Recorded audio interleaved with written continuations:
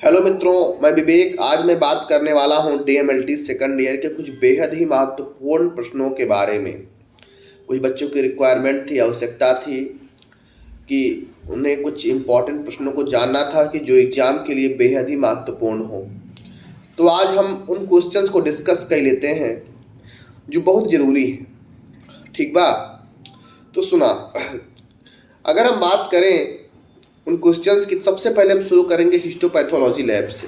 Histopathology lab से, ठीक, वहाँ से जो बड़ा ही इम्पोर्टेंट क्वेश्चन पूछा जाता है वो क्वेश्चन ये होता है कि टिश्यू प्रोसेसिंग, उसका स्टेप क्या होता है, वो क्या होता है।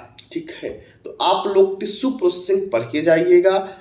उसका जो भी प्रोसेसिंग होता हो हम लोग करते हैं वहाँ पे। टिश्यू प्रोसेसिंग जो मेथड होता है अपना, क्लियरिंग होता है, एम्बेडिंग होता है, फिक्सेशन होता है, डिहाइड्रेशन होता है, क्लियरिंग होता है, इम्प्रेग्नेशन, तो जो भी उसका प्रोसेस होता है उसको पढ़ के जाइए। बेहद ही महत्वपूर्ण प्रश्न है। ठीक, इसके अलावा आपको एच&ई स्टेनिंग, एच&ई मतलब हीमेटॉक्सिलिन एंड इयोसिन स्टेनिंग, उसका पूरा प्रोसेस कि कैसे कैसे होता है। ठीक, कि एच&ई स्टेनिंग कैसे होता है। ठीक, और हीमेटॉक्सिलिन कैसन होता है और आपका इयोसिन कैसन होता है। मतलब बेसिक होता है कि आपका एसिडिक होता है, तो एसिडिक और बेसिक। उसके अलावा आप चले जाइए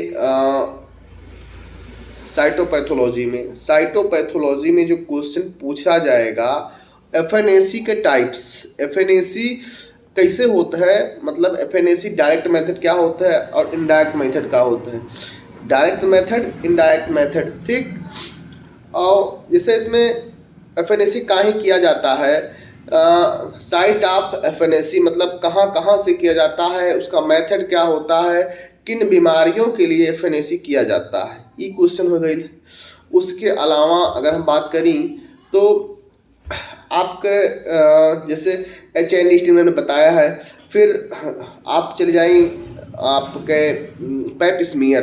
पैप स्मीयर काहे किया जाता है, जो पैप स्मीयर होता है वो आपका किया जाता है सर्वाइकल एंड वेजाइनल कैंसर के सस्पेक्टेड पेशेंट के लिए। सर्वाइकल एंड वेजाइनल कैंसर के सस्पेक्टेड पेशेंट के लिए किया जाता है आपका पैप स्मीयर। ये क्वेश्चन हो गया आपका। फिर आप चलते हैं हम लोग ब्लड बैंकिंग में। ब्लड बैंकिंग में अगर हम बात करें तो आप लोग ब्लड ग्रुप तो पढ़े होंगे, पढ़ना तो है नहीं लेकिन खैर उम्मीद है कि ब्लड ग्रुप पढ़ा होगा। ब्लड ग्रुप हो गया, क्रॉस मैच, क्रॉस मैच कैसे किया जाता है, उस मेथड जो भी होता है, स्लाइड मेथड एक होता है आपका, टेस्ट ट्यूब मेथड होता है, तो जो भी मेथड होता है उसको आप पढ़ के जाएं। उसके अलावा और का ब्लड प्रिजर्वेशन, ब्लड को मतलब कैसे कैसे प्रिजर्व करते हैं, कितने दिन तक आरबीसी कितने दिन कर सकते हैं, सीओपीडी है तो कितने, सीओपीडी का फुल फॉर्म क्या होता है, सीओपीडी का फुल फॉर्म क्या होता है, ये सब चीज़ें बेसिक चीज़ें हैं, कुछ ज़्यादा कठिन नहीं है, इसको पढ़ के जाइए। ठीक, उसके अलावा अगर हम बात करें तो हम लोग चलत बानी सेंट्रल पैथोलॉजी। अब सेंट्रल की अगर हम बात करें, सेंट्रल में आपका एलएफटी हो गई, केएफटी हो गई। LFT liver function test, KFT मतलब किडनी फंक्शन टेस्ट। तो एलएफटी में जो भी नॉर्मल रेंज होता है, एलएफटी मतलब पहले लीवर के बारे में, लीवर का फंक्शन का होता है, लीवर को घेरने वाली यूनिट का होता है, उसको घेरने वाली यूनिट क्या होता है, लीवर का फंक्शन क्या होता है, गॉल ब्लैडर क्या है, मतलब लीवर के बारे में सब कुछ। और इसके अलावा हम बात करें तो किडनी फंक्शन टेस्ट में आपका यूरिया क्या है, क्रिएटिनिन क्या है, किडनी क्या है, उसकी फंक्शनिंग क्या है, किडनी की वर्क क्या है, और कॉर्टेक्स क्या है किडनी में, मेडुला क्या है, बेसिक चीज़ें, ज़्यादा कुछ खास नहीं पढ़ना है। ठीक, और उसमें आपका SGPT, SGOT, bilirubin total, direct indirect, alkaline phosphate, उसका अपना एक नॉर्मल रेंज, इसमें भी क्रिएटिनिन का नॉर्मल रेंज, आपका वन का नॉर्मल रेंज, यूरिया का नॉर्मल रेंज, क्रिएटिनिन काहे बढ़त है, काहे घटत है। और दूसरा चीज़ ये है कि क्रिएटिनिन बनत कहाँ से, क्रिएटिनिन बनत है हमारे मसल्स से। ठीक, जो हम लोग जितना काम करबे उतने क्रिएटिनिन का फॉर्मेशन हुई। ठीक, तो चूँकि मसल्स के ऊपर क्रिएटिन का फॉर्मेशन डिपेंड करता है। ठीक, उसके अलावा हम लोग आगे थोड़ा सा पढ़ते हैं। हम लोग चलते हैं केमिकल पैथोलॉजी में। यूरिन बड़ा पुराना टॉपिक, बड़ा ही सुंदर सा टॉपिक, हर साल पूछा जाने वाला टॉपिक, हर बीमारियों की डिटेक्शन के लिए बहुत ही एक स्टैंडर्ड जांच है यूरिन, मतलब बहुत ही बेसिक जांच, बहुत ही बेस्ट जांच यूरिन। तो यूरिन से वाइवा में तो हमेशा यही आता है कि यूरिन प्रोटीन टेस्ट और बेनेडिक्ट क्वालिटेटिव टेस्ट। अब यूरिन प्रोटीन काहे होता है? यूरिन प्रोटीन इसलिए होता है कि कहीं कहूँ यूरिन से प्रोटीन तो ना आवत बाटे, यूरिन से कहूँ प्रोटीन तो ना आवत बाटे, और ओके थ्रू रेंज होला, ट्रेस होला, 1+ होला, 2+ होला, 3+ होला, 4+ होला। तो अगर 1+ में आ रहा है, 2+ में आ रहा है, 3+ में आ रहा है, 4+ में, तो उसकी अलग अलग एक वो होती है, एक रेंज होता है कि। और प्रोटीन काहे आता है? जब कोनो खराबी होला किडनी वगैरह में और कुछ कारण होला, तो उन सब मामले में प्रोटीन आवेला। और अगर हम बात करी तो आपका जो बेनेडिक्ट क्वालिटेटिव टेस्ट होता है, ये टेस्ट होता है शुगर आवे पे, कि कहूँ यूरिन से शुगर तो नहीं पास होता। और यूरिन से शुगर तभी आवत है जब ब्लड में शुगर का लेवल 180 से ज़्यादा होला। ब्लड में अगर शुगर का लेवल 180 से ज़्यादा हो जाई तभी यूरिन से शुगर पास हुई।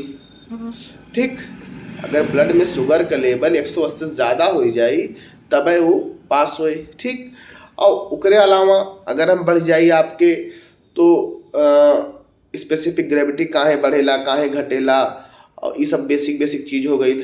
और उसके अलावा हम लोग अगर चले हीमेटोलॉजी में अगर हम बात करें तो HB के बारे में, अपना एस्टिमेशन के बारे में, साइन मैथ मेथड क्या है, साहली मेथड क्या है अपना, उसके बारे में पूरा प्रोसेसिंग, उसको पढ़ के जाइए। उसका क्या क्या नॉर्मल रेंज है, रेफरेंस रेंज, RBC का नॉर्मल रेफरेंस रेंज, WBC का, RBC का बढ़ जाना, एरिथ्रोसाइटोसिस घट जाना, एरिथ्रोसाइटोपेनिया, प्लेटलेट का बढ़ जाना, थ्रोम्बोसाइटोसिस घट जाना, थ्रोम्बोसाइटोपेनिया, उसके अलावा आपका WBC ल्यूकोसाइटोसिस, ल्यूकोसाइटोपेनिया, ये सब चीज़ें हो गई, छोटी छोटी चीज़ें हैं, बस यूँ पढ़ के जाइए। और उसके अलावा फिर थोड़ा सा और आगे बढ़ जाते हैं। हम लोग बात करें माइक्रोबायोलॉजी में, बड़ा ही टॉपिक, बहुत सुंदर सा टॉपिक है, कल्चर मीडिया स्टेलाइजेशन। ये क्वेश्चन तो हर साल पूछा जाता है। कल्चर मीडिया का मतलब है खेती बाड़ी जैसे होता है, मतलब एक प्रकार का मीडियम है। ऐसे धान गेहूँ बैठाते हैं, धान वान, उसकी मड़ाई वगैरह होती है, बैठवाया जाता है, एक मीडियम तैयार करवाया जाता है, खेती की जाती है। वही प्रकार से बैक्टीरिया का भी मीडियम प्रोवाइड किया जाता है कि वो ग्रोथ की जाए। ठीक, बैक्टीरिया का तो मीडियम प्रोवाइड किया जाता है, खाद पानी दे के कि वो ग्रोथ की जाए। तो culture media is a medium is a growth for micro organism. Culture media is a medium is a growth for micro organism. एक प्रकार का मीडियम है जो माइक्रो ऑर्गेनिज्म की ग्रोथ करावत है। अपन फिर अलग अलग मीडियम है, अलग अलग बैक्टीरिया के लिए पूरा सिस्टम है, पढ़ ला। उसके अलावा स्टेलाइजेशन, फिर माइकोबैक्टीरियम ट्यूबरक्लोसिस क्या है, काजेटिव एजेंट क्या है, तो ये सब बेसिक चीज़ है। और कारक का है, लक्षण का आवत है ट्यूबरक्लोसिस में, और फिर का ट्रीटमेंट का होला, और आपका हो जाए जैसे कौन कौन टेस्ट होता है, CB नाट का होता है, और उसके अलावा स्पुटम एग्जामिनेशन। तो जौन बेसिक चीज़ बा ये आप लोग पढ़ के जा, और बस इतना ही पढ़ के जाइए, बेटर रिस्पांस मिलेगा। और आगे हम लोग जो है कुछ वाइवा वाले कुछ वीडियो को बताएंगे वीडियो के थ्रू कि कौन कौन से क्वेश्चन है जो वाइवा में पूछे जाते हैं, थोड़ा सा। ठीक है।